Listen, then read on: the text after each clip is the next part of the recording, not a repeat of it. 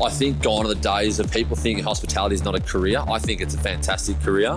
And I am really, really staunch that financially there are some great opportunities. It's lucrative.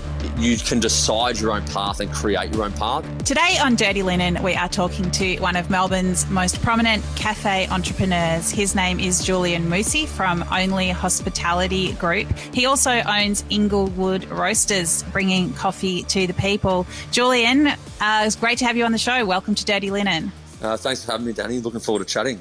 Yeah, well, we talked recently in relation to a hospitality staffing article that I was working on. Obviously, that's probably the first topic that comes up when you're talking to anyone in hospo at the moment. But as we draw to the end of 2021, obviously it's been a very challenging couple of years. I mean, how are you? How are you feeling? Yeah, I'm feeling good. Definitely in need of a holiday pretty soon, I think. I've said a couple of times to people that over the course of the last sort of 6 months that, you know, we've sort of forgotten how to have a holiday or how to switch off, because the only thing that's kept us sane is going to work, and that's the sort of normality that we've had. But look, feeling really good about things, excited, glad that the economy's open, that we're busy, and that and you know, obviously the staffing situation is tough, but it's definitely getting better, I think. You know, touch wood. But yeah, no, all in all, feeling I'd rather this situation 10 times over than being in lockdown, that's for sure. I think we can all agree on that. So Julien, for people who don't know Only Hospitality and Inglewood, just give us a bit of an overview of your business. Yeah, so a bit of an overview. So our cafes, I suppose we've got about 20 venues in Victoria. Did have one in Queensland, which we sold during COVID because of the travel difficulties. But yeah, we've got 20 stores, mainly breakfast, lunch venues. We do have Hotel Collingwood, which is a pub, and then obviously Inglewood Coffee Roasters and Electric Sunday, our design and marketing agency, which does our wholesale and our venues. Yeah, so the cafes, I suppose, have been sort of our backbone, and then now we're sort of starting to diversify our portfolio a bit and looking for other opportunities and some more growth opportunities for our staff, and yeah, so that's sort of I suppose the basic short story of the business at the minute, and approximately 350 staff and trying to grow that pretty aggressively at the moment. I mean, it's a pretty big group, and, you know, there's more venues opening all the time. It's such an interesting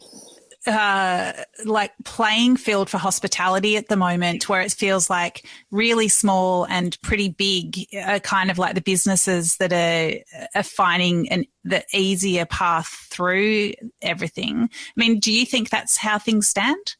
Look, I think what you're seeing in hospitality at the moment is I think the businesses that have sort of been able to look, obviously the CBD has been very, very, you know, been dealt a very tough hand.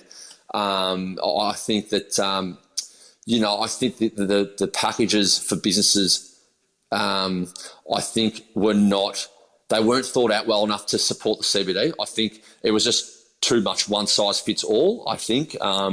Which is really sad, because CBD have had no chance to even tick over.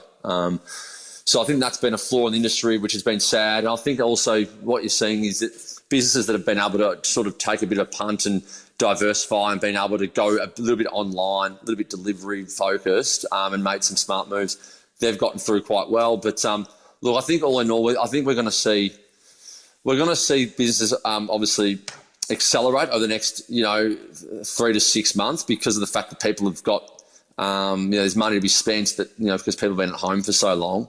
But, you know, it's all about whether or not people were able to weather the storm, you know, because it was such a difficult time. But I'm just clear. It's good to be, touch wood, coming out of it now.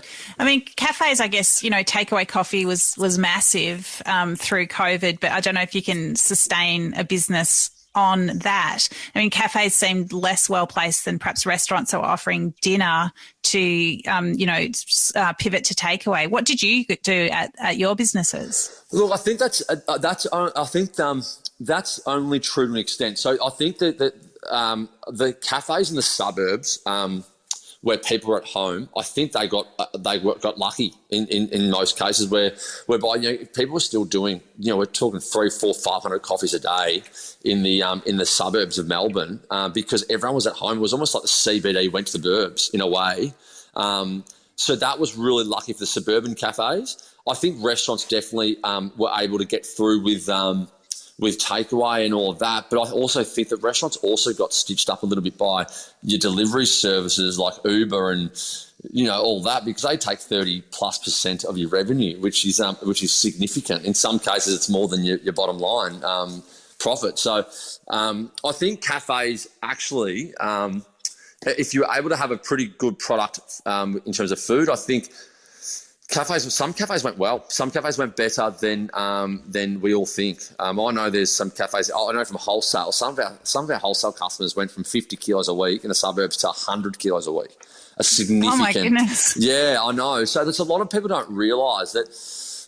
That obviously coffee is something that it's what kept people sane a lot. Being able to go for a walk with your dog, grab a coffee. Cafes nearly became a nightclub, a pub, and a place to meet, legally for a lot of people. So there was a bit of luck that the side street cafes got during the pandemic. I know there was a couple of, when things got pretty dark and, in the depths of lockdown, and there was occasionally a whisper that, takeaway coffee was going to be banned. And I think, that would have really been the revolution, I reckon, if that had happened. I think so too. That was scary. That was equal to the first day of lockdown back in March. I reckon that concern and fear was really worrying. Yeah.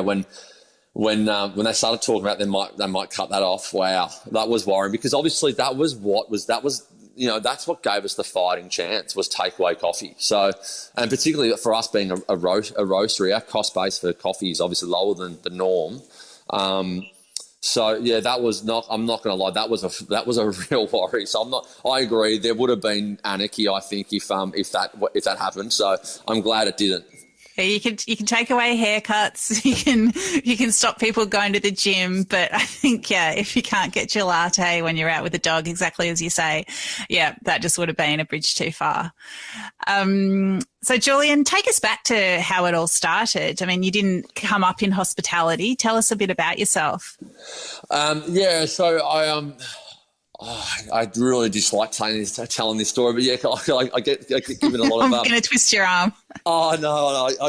So look, back in the day, I started making coffee at I worked in. I learned how to make coffee at my dad's restaurant when I was 17, and then I moved away to Canberra for a year for footy, and I worked in a cafe while I was playing footy and really learned to love coffee at a place called Black Pepper in Belconnen, and then sort of came home. I was PTing. I was studying at uni, but I quit because I wasn't very academic and didn't like sitting still. And I did my PT course. Was a PT during the week, and then I had an injury that kept me away from footy for a year, and I started making coffees just by luck. I called a local roaster, started making coffees at footy grounds and little athletics complexes, and it went really well. Like I just sort of I fell in love with business, fell in love with coffee, fell in love with I suppose that looking after something that was my own, and then I had the goal of opening my first cafe, and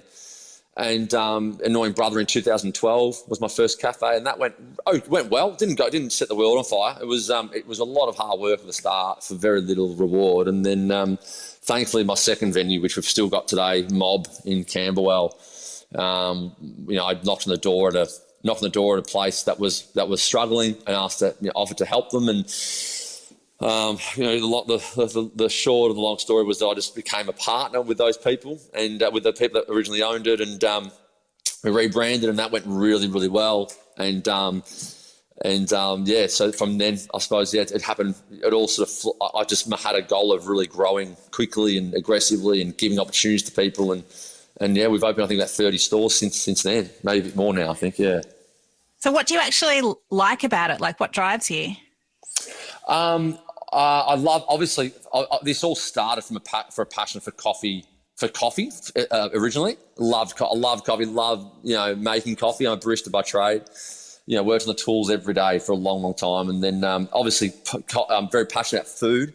But then I started to become really passionate about creating venues that people felt a buzz and, felt excited by walking into a venue and feeling that energy and that hustle and bustle of a fast-paced cafe. And then it's so that sort of progressed into having a passion for business, a passion for people and our people within the business. We've got a lot of staff who have equity in venues now, and seeing our staff grow from being, employees on minimum wage at the very beginning when they were, teenagers, to now seeing those staff being partners is something I'm really proud of. And, we've got staff that have been with us for a long period of time now, and I'm really proud of what we've achieved and the culture that we're developing. Well, let's talk a bit about culture, because it's such a huge conversation in hospitality at the moment. When people are struggling for staff, yes, money's important, but I think so much of what we hear from employees is that, it's how a place makes you feel. I mean, what do you do to create a good culture and retain those staff? Yeah, I mean, as you said, money, money's a byproduct, I think, of success, of a successful culture. And I think you got to look at the process rather than the result, and that's what we try to do. And culture's the number one thing. Staff are the most important thing in the business, and the most important people and part of your business are staff. And look, I mean, building strong relationships. I started my first cafe when I was 22, which was actually quite lucky because I had so much energy and when I first started business, and I still do, but being 33 now, I don't back up as well as I used to. So I try to have too many big nights now. But I suppose that energy and being and building so many relationships with my staff, really early on, rapport and building relationships is so important. And I feel like when you build rapport with your staff and your team, they become your friends, and you can deliver harder messages, and they're received in a lot more of a constructive way. Rather than this us against me type mentality. We have this culture where people just know that we're all trying to improve each other, and we call them fierce conversations, internally. And you can't have fierce conversations with people and get a positive outcome unless you have a strong rapport and a strong relationship with them, and they trust you and you trust them. So there's sort of the fundamentals of and I suppose the foundation of our culture. It's basically built off relationships and rapport.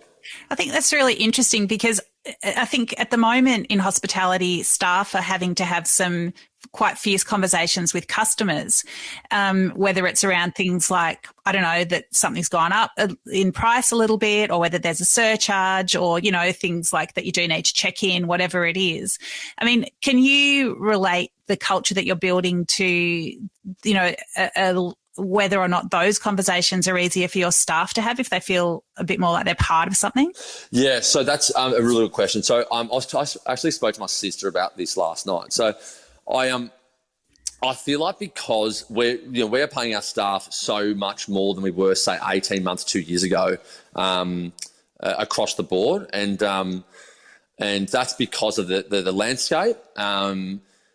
And what's happened is that we're starting to charge. We have to charge customers a lot more. So coffees are now. I think we spoke about this a couple of weeks ago, Dani. Coffees are now, I think, $6 on weekends at Buckley, which is, people go, whoa.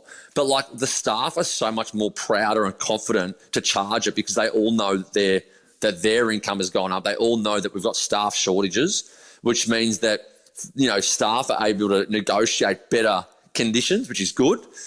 Which also means that, unfortunately, the end consumer needs to pay for that in terms of the product. In terms of the vaccination, passports and check-ins, yeah, sure. You get some people who just want to it's disappointing, because clearly we're not the rule makers, and you have to do what we're told at the minute with the vax mandate and the passports. And at the end of the day, I think it says a lot more about the person who's kicking up a fuss. So I think the staff have just learned to sort of just absorb it. Sometimes it's disappointing though. There are tears sometimes that we have to deal with, and which is, it is pretty disappointing. But you just got to try to let the staff know, don't worry about it. Don't try not to think it. Don't take it personally. That's, as I said, it's about them, about the person who they are, and that's pretty pretty flattening at times. Like we get some bad reviews. We've gotten some bad reviews at surcharges and bad reviews at coffee prices in the last 2 weeks. But again, I think it says a lot more about the person rather than what we're doing. We have to do it to be sustainable as a business. And I saw a review at a Glover's station the weekend. Someone saying that our prices were disgusting. Like words like that. Like what? People are so. It's just like absolute tone deaf. Reviews. I just laugh about it. I don't take offence to it. I just go, you'd rather go without that customer in a way. Like, you don't ever say no to business, but there's also bad business as well. And those people damage your atmosphere, I think, when they cause that scene, when they crack it. It's just not at the till and it's public. It damages your vibes. So you're nearly better to go without them. So these are all the sort of difficult, situations we're facing at the moment. But as I said, just can't take it personally. You've got to keep moving. And, you said you're paying your staff more now than you were 18 months ago. Is that you proactively, like, increasing what you're paying to retain people?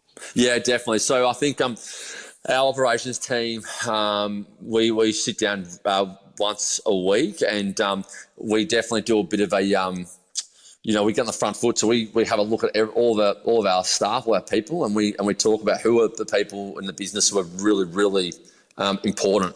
And I've always prided myself on being on the front foot and proactively give pay rises, because a lot of staff, rather than ask for pay rises, they resign. A lot of young people, they're not built to, they don't have it in them to get on the front foot. It's very daunting for them. And so you either risk losing them or you be proactive with pay rises. And I think that's one of the reasons why we have a very low staff turnover for a hospitality business. We are really proactive with pay rises, and again, that's something I'm proud about, and very much the mindset of live and let live. So, yeah. Do you think? You've got a sporting background. You mentioned you played footy. I think you played VFL, didn't you? I did. How much? Don't you like talking about that? Oh, I get so much. It's okay, because I said to someone recently, at least the good thing for talking about it is it forces my ex-teammates to message me, or I message them and we have a chat, because everyone's so busy now. I don't get a chance to catch up with people. So at least it's a conversation starter. But yeah, it's embarrassing. But yeah, that's right. I was in a VFL list for a few years. Yeah. Oh, it's embarrassing. Okay, fine. So it's just interesting you talk about that these young people aren't able to have those conversations. Do you think what's the reason for that? And I suppose I mentioned the sporting thing. Like, do you think that playing team sport perhaps makes people more assertive, like able to have those conversations? Or do you think it's just cultural, like people don't like talking about money? I think there's everything you said. There's a bit of everything there. There's I think a lot of people, the majority of people don't like to have the conversation about it. They feel uncomfortable. I think team sports definitely help, but again, I think what is the culture of that team as well? When I played at Box Hill, my coach was Brendan Bolton. He was a very assertive person, and he really encouraged fierce conversations and if you see something, say something, do something type mentality in the culture, and surprise, we were that team was and we had an amazing team. A lot of players really got drafted and got the best out of themselves, and it was because I think the way he made people get out of their comfort zone. And but unfortunately, I think a lot of the younger society are very not scared, but it's just not the way people are wired. So I'm wired like that. I'm very much getting the front foot type person. And if I know that having the conversation and I know the person deserves it, I'm going to go and offer that person more growth and a better financial package. So, I think it's incumbent on me as a leader to get on the front foot with it. But also I think we definitely want to see staff having those conversations more and being more assertive, definitely, going forward. Yeah, I think it's really interesting. I do have to mention that Brendan Bolton might have needed to have some more assertive conversations at Carlton, but I'm sure he was just working with what he was given. But anyway, I think Bolton's. I think you're probably right. I don't reckon he was scared of having assertive conversations. I think think the type of leader he was, I think he was just too intense maybe for a couple of young people at the club. I still maintain he was one of the best operators of people that I've ever seen. Like, I've learnt so much of the way he operated I've taken so much of it into our business. So, you know, I know it was a failed tenure at Carlton, but I think he's a really great leader and got a lot to offer at leading organisations, I think, going forward, whether it's in football or something else later on. Yeah, look, I mean, I'm certainly nowhere near close enough to the club to have anything. Oh, are you? Okay, yeah. It's just been hard being a Carlton supporter, that's all. It has. What else, I mean, do you think you've taken from him that's helped you in your business? Look, as I said, I think the rapport, the relationships that, you know, and how to give feedback and how feedback's taken, I think probably the biggest thing I've taken from him, and having a culture where people want to be around each other. That's probably the biggest one for me. Like, if you're not happy going to work, you're not happy being around the people that you work with, it's not going to work out. So they're probably the main things I think I've taken from him, to be honest, and getting everyone on the same page. You know, you get amazing results when you have everyone pulling in the same direction. So in a high-pressure environment, it's so important. So I know you've opened Buckley's in Sorrento, which is, you know, an hour out of Melbourne on the Mornington Peninsula, and you know, getting staff in regional areas is harder than it is in the cities. And one of the things that people also talk about is accommodation for staff. Like, there's just nowhere for people to stay. Can you talk about some of the things that you've, you know, worked on to assist in that situation?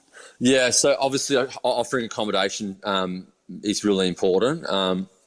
Again, we're definitely paying our staff in Sorrento better than you know, it's one of it's probably our busiest venue at the moment, so that's one reason. So the venue's outperforming, so the staff get rewarded, and we have a lot of bonus packages for the staff down there. So I think, again, that's important to retain staff and to give people upside and share the success.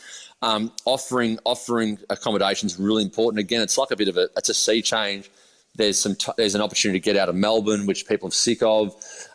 We've just leased another house in Rosebud, a really nice 3-bedroom house, 50 metres from the sand. You know, so we've leased that out for a year to help, because we're about to open in Rosebud and about to open in Blairgowrie as well. Oh, wow. Yeah, so we're trying to build an ecosystem down here, trying to work off what's worked in Melbourne, and that is having support, you know, across venues. So we've taken another house at least out for a Rosebud house. That little house probably got 8-star. And then I've got a house in Sorrento as well, which I've got staff in my house every night of the week, which is fun. But also, really? Yeah, it's fun. It is fun. And the guys who stay I feel like I've got housemates, so it's kind of cool. But look, as I said, I love who I work with. You know, I love the people I work with, so I don't really mind. But obviously, I want to bring my parents. I want my parents to come down and visit over summer, so that might be a bit. I might have to kick them out for a couple of days over Christmas. But they're the sort of things we're doing. Just trying to give people an easier. We're trying to organise the difficult part of coming to Sorrento, and that is accommodation is a pain in the bum. So we're taking that stress out of their hands. Interesting. And I mean, you've got cafes obviously in so many different areas of Melbourne. How do you approach creating the right cafe for the right location? I try not to reinvent the wheel. I think there's a real beauty in simplicity, and you know, I think being true to ourselves and knowing what we're good at, I think is still really important. We don't try to change too much from venue to venue. And you know, you find that Melburnians are Melburnians. Like, we all love to drink coffee, we all love to go for breakfast and lunch, and we love to, you know, go out and see our friends. So, you know, again, just not trying to overthink things, and just keep it simple and focus on what we're good at is probably just the key ingredient. Okay. It's interesting, because do you create a real point of pride for people who perhaps haven't had that sort of inner city style cafe in an outer suburb? I mean, do you feel like it's delivering something that they've been waiting for? Yeah, definitely. I think every sort of suburban neighbourhood craves having a great cafe to go to. So we've just opened in Vermont, obviously, and Vermont is really underserviced for breakfast, lunch venues and good ones. So, when we open in Vermont, it's an old milk bar building. Finding old milk bar buildings is really important. Is a really big thing for us. And milk bars are obviously all they're all old buildings, dilapidated, and they're slowly but surely, leaving, our strips, which is sad. But it's obviously, the way the evolution of, I suppose, of our life, and so we try to hunt down milk bar corners as options for our venues, and it works really well. They're convenient with old convenience stores. They're in convenient locations. They're on corners. They're always in the middle of your neighbourhood, and it's a great amenity to add to the area. So yeah, they're the sort of things we try to look for, and as I said to you, there's so many old milk bars out there that are sort of coming up for lease or for sale. Yeah, fantastic. So, Julien, looking forward to next year, what are the challenges? What are the opportunities? What are you looking forward to? What are you worried about? I'm looking forward to, again, more opportunity for our staff. I just always try to. If you're not growing, you're dead. So growing the business and growing our people's our opportunity for them is really important. Otherwise, people are just going to get sick of their job, I think. So, and hospitality can become repetitive. So constant growth is really important. So we're always looking for more sites. We're looking for more pubs, and we'll probably eventually open up the East Coast when COVID is definitely a thing of the past. What am I scared about? Oh, look, when you see this Omicron type strain, panic, that worries me a bit. I don't like how we're so fixated on the newspaper and the fear mongering sometimes. That I don't like. Not saying that because I know you're at the age. Not saying that all the newspapers and do that, but I think what happens is that you've got people who, I don't know. I don't like the reactive type approach of our society at the minute. And I really feel like Australia, we're lucky. We're lucky that we, I know we obviously had when it got an aged care, it was very, very bad. But I think we've been able to obviously get through this quite well. And people in Australia are very compliant, very responsible. We've got a very responsible society. And I think sometimes our government needs to give us more credit because we're so responsible. If you compare our country to so many countries around the world, no one complies overseas. We comply, which is really good. So I hope that we get rewarded for that compliance. But so they're things I'm a bit worried about sometimes. But yeah, as a business though, we're just focused on moving ahead responsibly, of course. But we feel like we have a model that we're very confident in, and so we're always looking at new sites, always researching. And try to diversify. We'll probably go down look at some restaurant options down the restaurant concepts next year, and yeah, it's sort of the direction we're heading.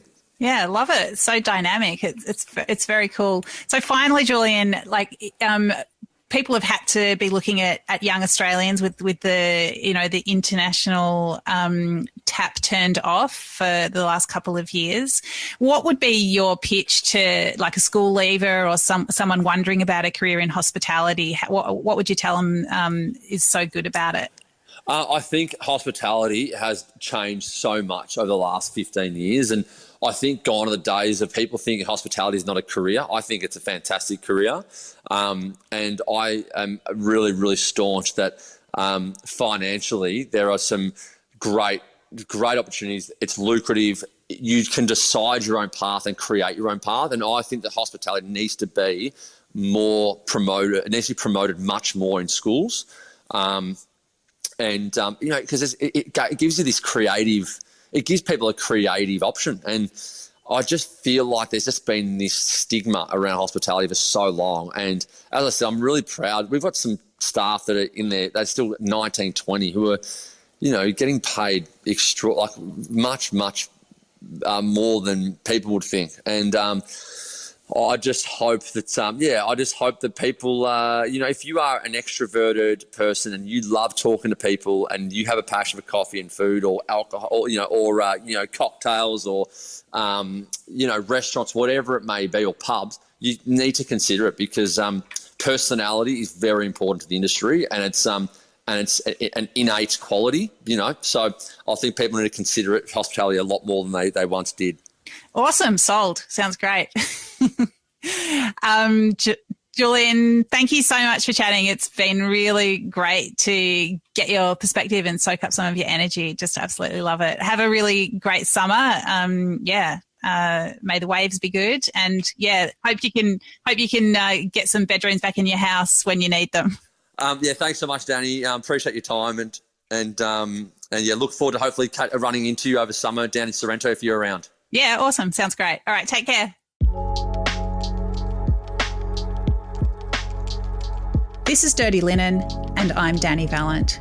We air the issues that the hospitality industry finds hard to talk about, hearing from different people with unique perspectives. We want to hear from you as well.